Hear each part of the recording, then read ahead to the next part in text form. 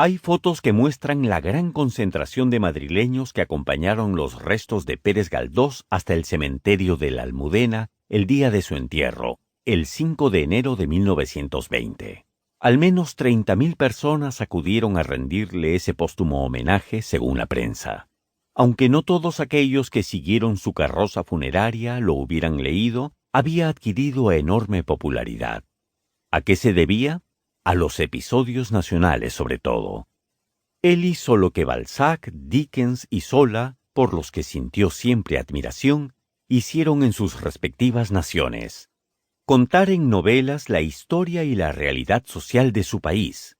Y aunque sin duda no superó a los dos primeros, pero sí tal vez en ciertas novelas a Émile Zola, que había nacido solo 3 años antes que él, con sus episodios estuvo en la línea de aquellos, convirtiendo en materia literaria el pasado vivido, poniendo al alcance del gran público una versión quieta pero amena, bien escrita, con personajes vivos y documentación solvente, del 19, decisivo en la historia española, porque en él ocurrieron la invasión francesa, las luchas por la independencia contra los ejércitos de Napoleón, la reacción absolutista de Fernando VII, la invasión de Marruecos, las guerras carlistas, la Primera República y su corto tránsito, y finalmente la Restauración.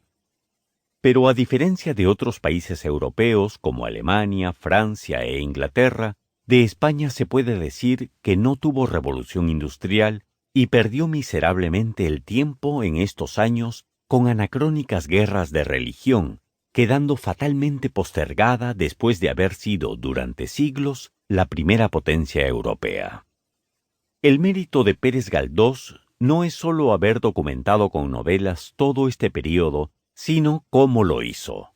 Con objetividad y un espíritu comprensivo y generoso, sin parti pris ideológico, poniendo la moral por encima de la política, tratando de distinguir entre lo tolerable y lo intolerable, el fanatismo y el idealismo, la generosidad y la mezquindad en el seno mismo de los adversarios.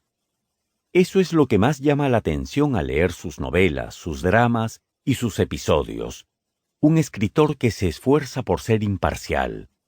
Su actitud da la impresión de congelar a la España de entonces en una mirada quieta y objetiva que inmoviliza aquello que quiere narrar para dar una visión más fidedigna de lo narrado. Nada más lejos del español recalcitrante y apodíctico de las caricaturas que Benito Pérez Galdós. Era un hombre civil y liberal que en su vejez militó con los republicanos, pero antes que político, pese a que estuvo en las Cortes, fue un hombre decente y sereno. Al narrar un periodo neurálgico de la historia de España, se esforzó por hacerlo con imparcialidad, diferenciando el bien del mal y procurando establecer que había brotes de uno y otro en ambos adversarios. Salvo tal vez en lo que se refiere a la frivolidad de las clases altas y medias, sobre todo en la época de la Restauración, contra la que solía ser implacable. Esa limpieza moral da a los episodios nacionales su aire justiciero y por eso sentimos sus lectores, desde Trafalgar hasta Cánovas, gran cercanía con su autor. Escribía así porque era un hombre de buena entraña o, como decimos en el Perú, muy buena gente. No siempre lo son los escritores. Algunos pecan de lo contrario, sin dejar de ser magníficos escribidores.